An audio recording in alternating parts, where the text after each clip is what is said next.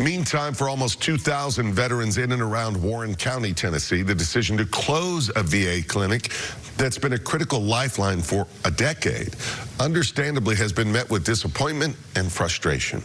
That is why I traveled to McMinnville recently to hear your voice.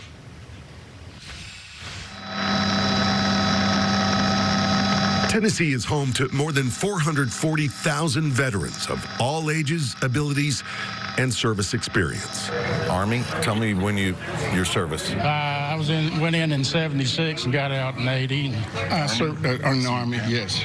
When? From 1975 to 1995. My name's Crystal. I'm a veteran, and I also work in the healthcare field in McMinnville. Their medical needs sometimes differ from civilians because of injuries and illnesses developed during their service, domestic or abroad.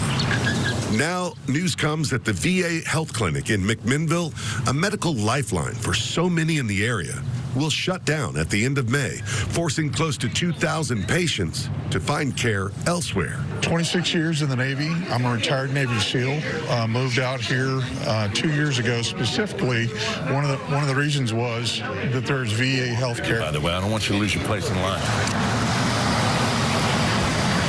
Last week, I went to Warren County, where veterans and their families packed a room at the county's administration building to hear directly from the VA. It's my aim today to give you a little bit of information about why their local clinic is shutting down. So one of the reasons that we are doing this is because we listen to you.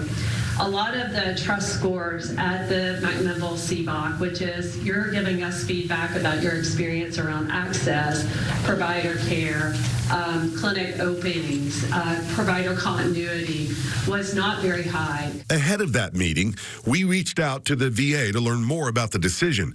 Their communications team said staffing was the reason for the clinic's closure, citing the lack of providers in the area. We're veterans. We're all veterans. But for some, that answer wasn't good enough. Just because you guys can't get a doctor to stay isn't our problem. You shouldn't be yanking out our clinic because you can't get a doctor to stay. For those who have trouble getting around, the VA clinic in McMinnville is their only option. One veteran told me he's more concerned about older vets whose conditions prevent them from driving longer distances. You'll have World War II veterans here in the community, Korean veterans. You'll have Vietnam veterans, and if you look at the crowd, then you have some people with mobility issues. I don't have a problem with the 45 miles. It's the people who can't go there is the ones I have concern with. In a news release, the VA said veterans will be able to receive ongoing care at other clinics, including the closest to Tullahoma and Cookeville. But for those vets in McMinnville, driving to Tullahoma 31 miles away would take about 45 minutes.